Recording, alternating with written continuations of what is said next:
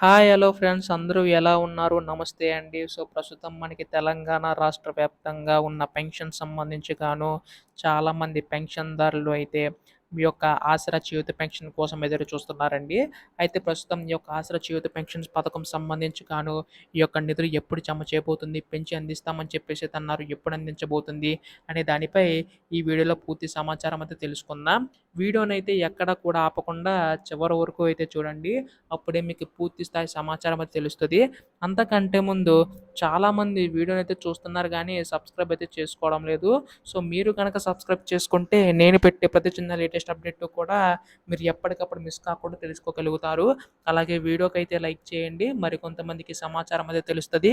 ఇంకా ఆలస్యం చేయకుండా వీడియోలోకైతే వెళ్ళిపోదాం. ప్రస్తుతం తెలంగాణ రాష్ట్ర వ్యాప్తంగా ఉన్న పెన్షన్‌దారులందరికీ కూడా రాష్ట్ర ప్రభుత్వం అయితే శుభవార్త అయితే చెప్పబోతుందండి. ప్రస్తుతం దీనికి సంబంధించి చూసుకున్నట్లయితే రాష్ట్ర ప్రభుత్వం ఈ యొక్క నిధులకు సంబంధించి విడుదల చేయడానికైతే సిద్ధమవుతుందనమాట. అయితే ప్రస్తుతం దీనికి సంబంధించి ఆసరా పెన్షన్ కింద మనకి రూ. 2,000 అంటే వృద్ధులు, వితంతులు, ఒంటరి మహిళలకు రూ. 2,000 ఇస్తుంది కదా! వారికి ఏంటంటే 4,000 వరకు కూడా అందించబోతుందండి. అలాగే రూ. 3,000 అలాగే దివ్యాంగుల పెన్షన్ చూసుకున్న వాళ్ళకి రూ. 6,000 వరకు కూడా రాష్ట్ర ప్రభుత్వం నిధులు పెంచి అందించడానికైతే సిద్ధమవుతుందనమాట. దీనివల్ల పెద్ద మొత్తంలో రాష్ట్ర ప్రభుత్వం తరపున వారికి సాయం అందుతుందని చెప్పేసి రాష్ట్ర ప్రభుత్వం భావించి నిర్ణయం అయితే తీసుకోబోతుందనమాట. త్వరలోనే దీనికి సంబంధించిన నిధులు కూడా విడుదల చేయబోతుందండి రాష్ట్ర ప్రభుత్వం. అయితే ఈ యొక్క నిధులకు సంబంధించి చూసుకున్నట్లయితే ఎవరైతే అర్హులు ఉన్నారో వారికి మాత్రం ఇచ్చే అవకాశం ఉందన్నమాట రాష్ట్ర ప్రభుత్వం అయితే.